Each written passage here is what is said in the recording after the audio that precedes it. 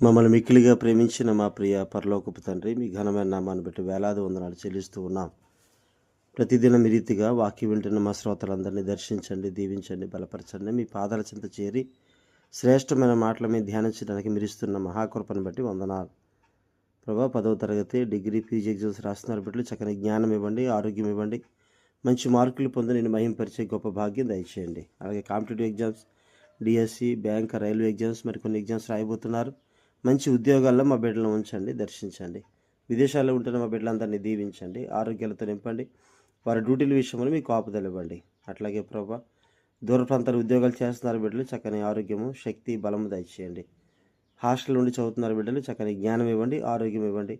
అనారోగ్యంతో ఉన్న బిడ్డలకు ఆరోగ్యం దయచేయమని బలపరచమని అడుగుతూ ఉన్నాం. వివిధ సంఘాల్లో ఉన్నటువంటి సకల పరిశుద్ధులకు మీ కాపుదల, భద్రత, ఆశీర్వాదమును, ఆరోగ్యం ఇచ్చి నడిపించమని యేసే పరిశుద్ధ నామములో అడిగి వేడుకొనుచున్నాము తండ్రి, ఆమేన్. అందరికీ వందనాలండి. క్రీస్తునందు ప్రియ దేవుని బిడ్డలారా, మన ప్రభువును రక్షకుడైన యేసుక్రీస్తు నామములో మరొకసారి అందరికీ వందనాలు తెలియజేస్తూ ఉన్నాం. కీర్తన గ్రంథం 14వ అధ్యాయంలో 4వ చరణం వరకు మనం నిన్న ధ్యానించామండి. ఈరోజు 5, 6 చరణాలు. కీర్తన గ్రంథం 14వ అధ్యాయం 5, 6 చరణాలు. 5వ చరణం, ఎందుకనగా దేవుడు నీతిమంతుల సంతానము పక్షమున ఉన్నాడు. 6వ చరణం, బాధపడు వారి ఆలోచనను మీరు తృణీకరించుదురు, అయినను యెహోవా వారికి ఆశ్రయమై ఉన్నాడు. ప్రియులారా, 5వ చరణంలో ఎందుకనగా అని మొదలు పెడతా ఉన్నాడు. ఎందుకనగా అంటే అంతకుముందు జరిగిన వచనముల్లో చూస్తే పాపము చేయవారు బహుగా భయపడుదురు. పాపం చేయవారి అందరికీ తెలివి లేదా?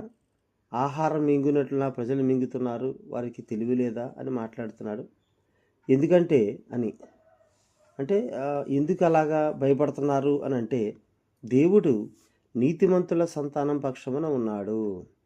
పాపం చేసేవాళ్ళు ఎందుకు భయపడతారు అంటే, యథార్థంగా నిలబడేవాళ్ళు అంటే పాపం చేసేవాళ్ళకి భయమే, సత్యాన్ని మాట్లాడేవాళ్ళు అంటే అసత్యం నడిచే వాళ్ళకి భయమే. కాబట్టి వాళ్ళు భయపడడానికి గల కారణం ఏంటంటే, పాపం తప్పు చేసేవాడు ఎప్పుడు భయపడతాడు. పాపం చేసిన వాడు ఎప్పుడు భయపడతాడు. ఎందుకు భయపడతాడంటే, ఒకటి తన భయం వల్ల, రెండవది తను చేసిన పాపం వల్ల భయం, రెండవది దేవుడు నీతిమంతుల సంతానం పక్షమున ఉండటం అనేటువంటిది రెండవ కారణం. ఈ ప్రాముఖ్యమైనటువంటి కారణం అంటే, దేవుడు నీతిమంతుల సంతానం పక్షమున ఉన్నాడు కాబట్టి ఒకానొక రోజు ఆయన్ని చూసిన దుష్టులు భయపడతారు. కీర్తనలు 9:20 అంటాడు, యెహోవా వారిని భయపెట్టుము, తాము నరమాత్రులమని జనులు తెలుసుకొందురుగాక. అంటే వాళ్ళు మనుషులుగా ఉన్నట్టుగా వాళ్ళు భయపడి తెలుసుకుంటారు వారి గురించని. దుష్టుల ఆలోచనల్ని చెదరగొట్టినప్పుడు బాధపడు వారి ఆలోచనలు సఫలమై వారికి విశ్రాంతి, విజయం లభిస్తాయి అంటూ ఉన్నాడు. ఇదే కీర్తనలో 9వ అధ్యాయం 9వ చరణంలో ఒకసారి చూద్దామండి. 9వ అధ్యాయం 9వ చరణం, నలిగిన వారికి తాను మహాదుర్గమగును, ఆపత్కాలములలో వారికి మహాదుర్గమగును. అంటే దేవుడు వారిని కాపాడుతూ ఉన్నాడు అని. అంటే దుష్టుల ఆలోచనలు చెదిరిపోయినప్పుడు, చెదరగొట్టబడినప్పుడు, బాధపడు వారి ఆలోచనలు, అయితే బాధింపబడేటువంటి వారి యొక్క ఆలోచనలు దేవుడు వారి పక్షాన ఉండి సఫలం చేస్తున్నప్పుడు ఖచ్చితంగా దేవుని యొక్క కార్యాలు జరిగిస్తూ ఉంటాడు. కీర్తనలో 33వ అధ్యాయం 10వ చరణం అండి, అన్యజనముల ఆలోచనలను యెహోవా వ్యర్థపరచును, జనముల యోచనలను ఆయన నిష్ఫలములుగా చేయును.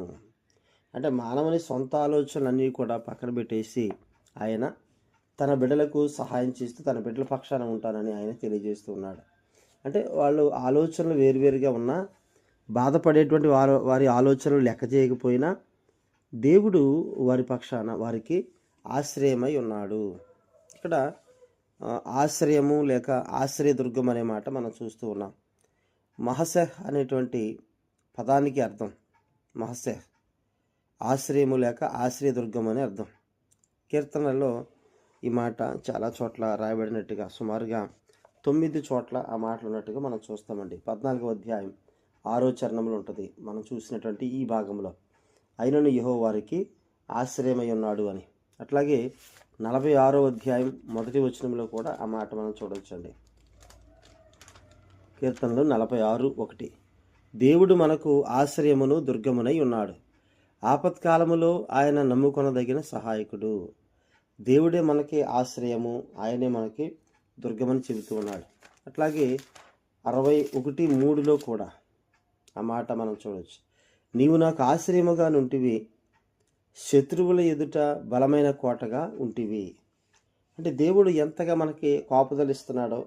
ఆశ్రయము అంటే పూర్వకాలం పాత నిబంధన దినాల్లో ఆశ్రయపురములను ఉండేవి.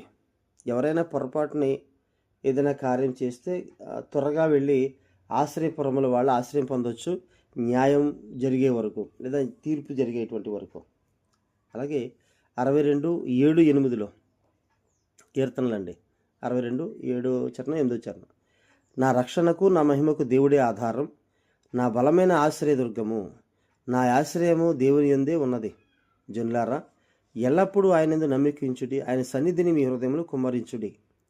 దేవుడు మనకు ఆశ్రయము, అల్పులైన వారు ఒట్టి ఊపిరి అయి ఉన్నారు. కాబట్టి మనం అల్పులంగా ఒట్టి ఊపిరిలాగా ఉన్నటువంటి మనకి దేవుడు ఆశ్రయదుర్గము, ఆశ్రయస్థానం అని చెబుతూ ఉన్నాడు. అట్లాగే 71:7 కూడా ఆ మాటలు మనం చూడొచ్చండి. ఆయనే మనకు నిజమైన ఆశ్రయము, అంటే అన్ని విషయాల నుండి కాపాడేటువంటి గొప్ప ఆశ్రయమని. నేను అనేకులకు ఒక వింతగా ఉన్నాను, అయినను నాకు బలమైన ఆశ్రయము నీవే. కీర్తనకారుడు చెప్తున్నాడు 71:7 నీవేనా ఆశ్రయము అని. అలాగే 73:28 అండి. నాకైతే దేవుని పొందు ధన్యకరము, నీ సర్వకార్యములు నేను తెలియజేయనట్లుగా నేను ప్రభువైన యెహోవా శరణుజొచ్చి ఉన్నాను. దేవుడే మనకు ఆశ్రయం, దేవుడే మన శరణం. కాబట్టి దేవుని మీద ఆనుకుందాం. దేవుని మీద ఆశ్రయంగా ఆయన్ని మనం ఆనుకున్నప్పుడు ఖచ్చితంగా ఆ ఆశ్రయ స్థానాన్ని దేవుడు మనకిచ్చి మనలను కాపాడుతూ ఉంటాడు. అలాగే 91వ అధ్యాయంలో కీర్తనలు 91వ అధ్యాయంలో 2వ చరణం 9వ చరణం అండి. ఆయనే నాకు ఆశ్రయము, నా కోట, నేను నమ్ముకున్న నా దేవుడని నేను యెహోవాను గురించి చెప్పుచున్నాను. 9వ చరణం. యెహోవా, నీవే నా ఆశ్రయము అని నీవు మహోన్నతుడైన దేవుని నీకు నివాసస్థలముగా చేసుకొని ఉన్నావు. ఈ వచనాన్ని చూస్తే ప్రియులారా, దేవుడే మనకు ఆశ్రయము. ఏ పరిస్థితి అయినా వచ్చినప్పుడు, ఏ ప్రాబ్లం అయినా వచ్చినప్పుడు, ఎటువంటి సమస్య అయినా మనకు ఎదురైనప్పుడు దేవుని మీద పూర్తిగా ఆనుకుని ఆయన ఆశ్రయముగా మనం ఎంచుకుంటే కనుక తప్పనిసరిగా దేవుడు మనకు ఆశ్రయం ఇస్తాడు, కాపుదలిస్తాడు. ప్రయాణంలో కాపుదలిచ్చేవాడై ఉన్నాడు. ఆదికాండం 28:15 మనం చూడొచ్చండి. అట్లాగే అలసటలో విశ్రాంతి ఇచ్చేటువంటి, అంటే అలసటలో కూడా దేవుడు మనని ఆశ్రయం ఇస్తాడు. నిర్గమకాండం 33:14 అండి. ఆయన అంటున్నాడు, అందుకు ఆయన, నా సన్నిధి నీకు తోడుగా వచ్చును, నేను నీకు విశ్రాంతి కలుగజేస్తుందని మోషేతో చెప్తూ ఉన్నాడు. అయ్యా, నీ సన్నిధి రాకపోతే మమ్మల్ని ఎక్కడి నుంచి తోడుకొని పోకమని మోషే గారు చెప్తూ ఉన్నాడు. కాబట్టి అలసిపోతున్న హృదయాలకు దేవుడే ఆశ్రయము, విశ్రాంతి ఆయన ఇస్తూ ఉన్నాడు. అట్లాగే శత్రు సమూహమును ఎదురొచ్చినప్పుడు ధైర్యంగా నిలబడడం కూడా దేవుడు ఇస్తాడు. ద్వితీయోపదేశకాండం 20వ అధ్యాయం 1వ వచనం. అట్లాగే శోధనల్లో దేవుడు ఆదరణ దయచేస్తాడు. యెషయా గ్రంథం 43:2 అండి. నీవు జలములలో బడి దాటునప్పుడు నేను నీకు తోడయుందును, నదులలో బడి వెళ్ళినప్పుడు అవి నీ మీద పొర్లి పారవు. నీవు అగ్ని మధ్య నడిచినప్పుడు కాలిపోవు, జ్వాలలు నిన్ను కాల్చవు. అంటే దేవుని కాపుదల, భద్రత ఏ రీతిగా దేవుడు మనకి ఇస్తూ ఉన్నాడో మనం చూడొచ్చండి. అట్లాగే సంఘానికి ఆయన ఒక చక్కని వాగ్దానం ఇస్తూ ఉన్నాడు కొత్త నిబంధనలో. మత్తయి సువార్త 18:20 అండి. మత్తయి సువార్త 18:20. ఏలయనగా 2-3 నా నామమును ఎక్కడ కూడి ఉందరో అక్కడ నేను వారి మధ్యన ఉందునని చెప్పాను. దేవుని సన్నిధి, దేవుని ప్రసన్నత 2-3 కూడి ఎక్కడైతే ప్రార్థన చేస్తారో, ఆయన పేరట కూడతారో వారి మధ్య ఆయన ఉంటానని చెప్తూ ఉన్నాడు. ఇక మత్తయి సువార్తలోనే 28:20 చూస్తే అండి, మత్తయి సువార్త 28:20. ఇదిగో నేను యుగ సమాప్తి వరకు సదాకాలము మీతో కూడా ఉన్నానని వారితో చెప్పాను. మన దేవుడు నిరంతరము మనతో ఉండే దేవుడు.